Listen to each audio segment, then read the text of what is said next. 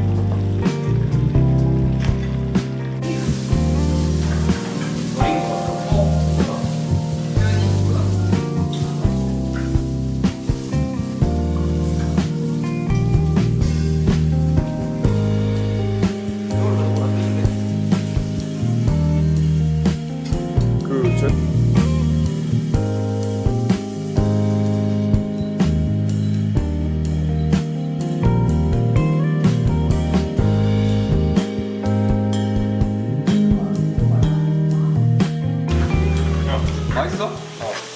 홍조도 하나 찍어줄 거야. 형 일단 준비해라. 마음의 준비. 오케이. 울지마. 울면 안 된디. 아, 울면 안 진짜, 진짜 장난 아니다. 나. 진짜. 나는 태어날 때도 안 울었다. 난 의경이다. 난 울어본 적 없는 의경이다. 왜요? 비키봐. 아 이 길을. 사람은 내가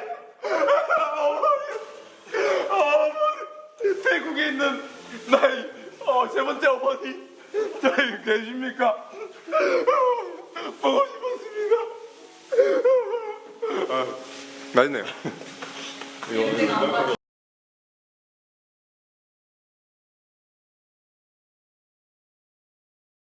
아 진짜 너무 맛있겠다.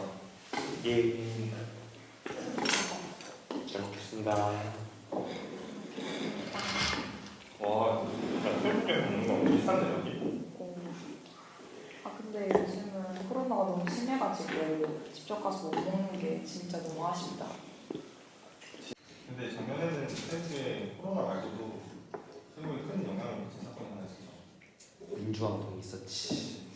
민주화운동인데 왕실의 사치스러운 생활과 미래 전진단 강제 해상 문제 그리고 인구 세력들의 쿠데타 이 세 가지 원인으로 인해서 많은 국민들이 자신의 목소리를 높이기 위해서 이렇게 세 손가락을 들고 거리로 나와서 목소리를 높였던 일이지.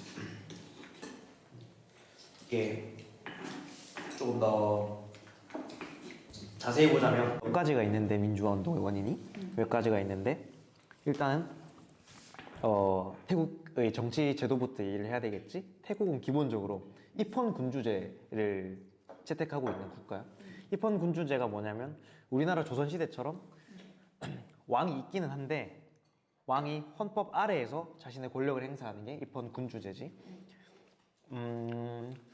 지금 입헌 군주제를 하고 있는 나라는 영국이나 일본 정도가 있기는 한데 근데 그게 사실상 그 사람들은 권력이 없어.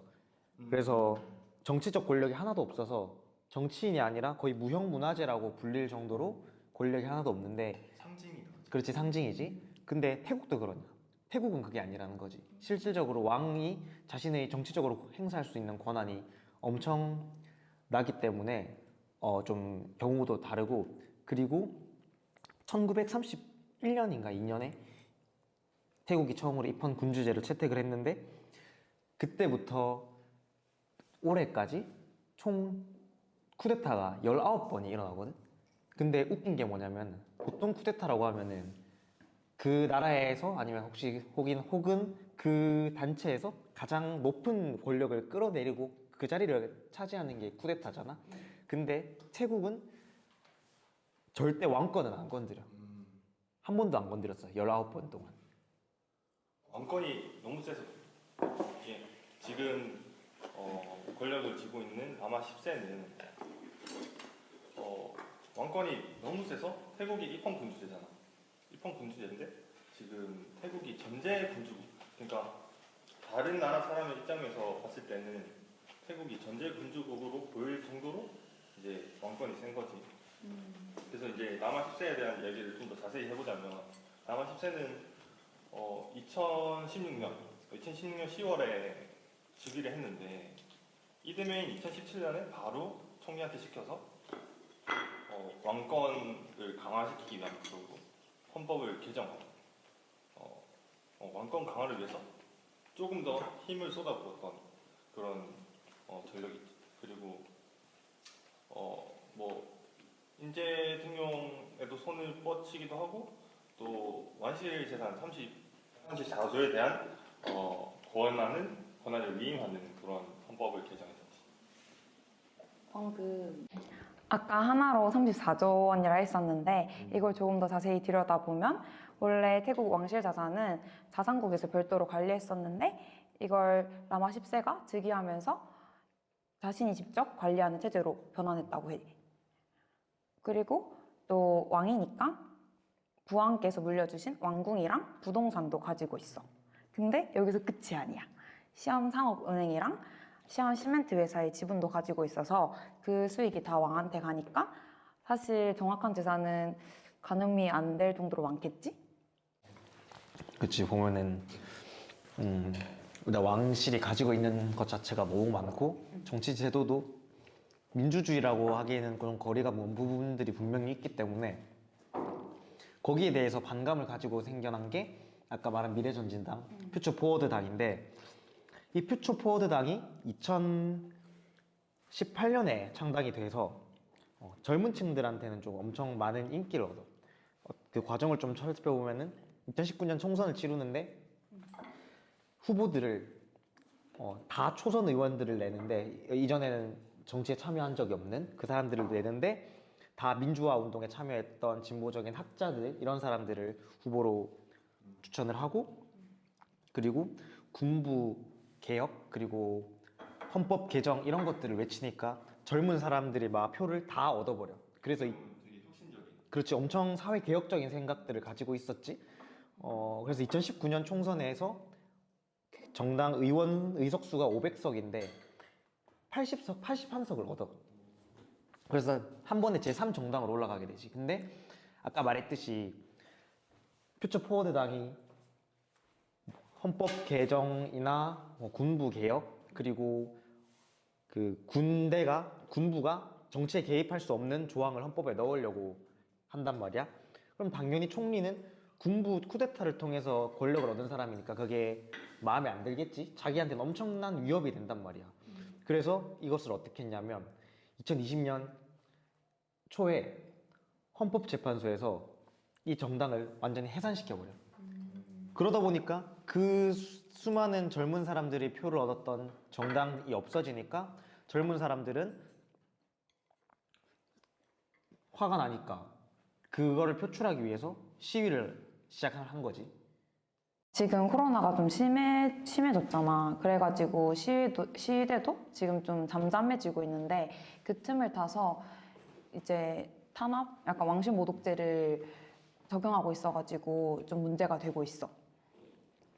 태국은 전 세계적으로 가장 강력한 왕실 호위 법규를 가지고 있는 국가야. 태국 헌법에 따르면 왕실과 왕실 구성원과 왕실의 업적에 대해서 비난하거나 약간 모독한 사람에게는 최대 3에서 15년 정도의 징역형에 처할 수 있다는 규정이 있어.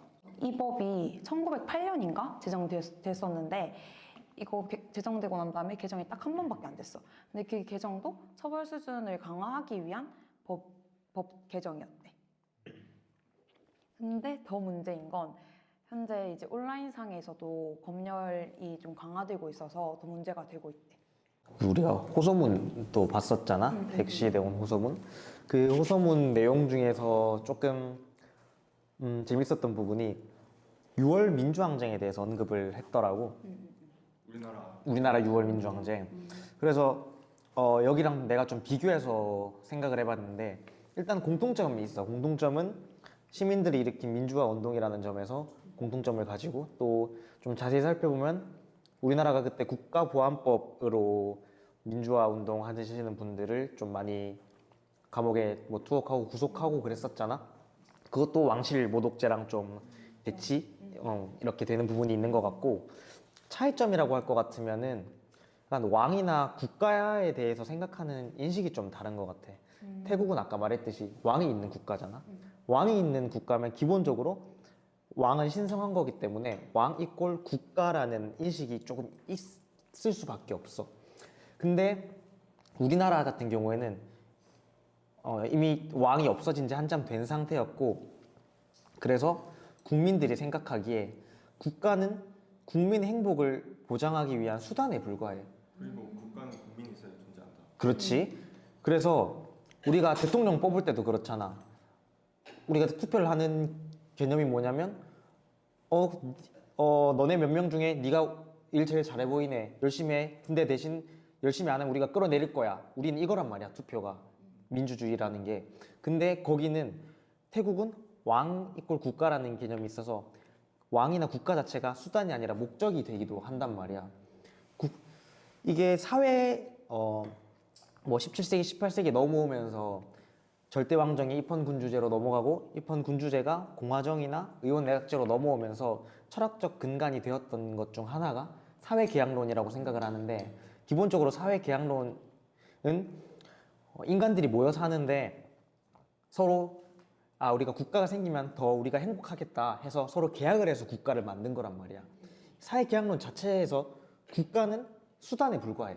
없는 것보다 있는 게 나으니까 국가라는 걸 만들고 권력을 주고 우리가 거기에 관한 법을 따르는 거지. 사회계약론을 주장한 학자가 여러 명 있긴 한데 모두 다 공통적인 거는 국가가 수단이라는 거야. 근데 태국은 아직 그 인식이 안 돼 있는 것 같아. 왕이꼴 국가 자체가 목적이 되기도 하니까, 이게 노인들은, 이런 나이 많은 어르신분들은 그런 생각들을 아직 가지고 있어서 젊은 층들이 시위를 하는데 쟤네 뭐하지? 우리 왕한테 왜 그러지? 이런 생각이 가지고 있는 거야. 되게 나뉘는. 그렇지, 나뉠 수밖에 없는 거지. 근데 우리나라 6월 민주항쟁 같은 경우는 뭐 내가 그때 살아보진 않았지만 어린 학생들이나 젊은 층에서 그 운동을 하면은 어르신들이 그렇지, 김밥 사주고 뭐 지원해주고 응원해주고 이런 분위기였는데, 그런 점에서 좀 차이가 있는 것 같아.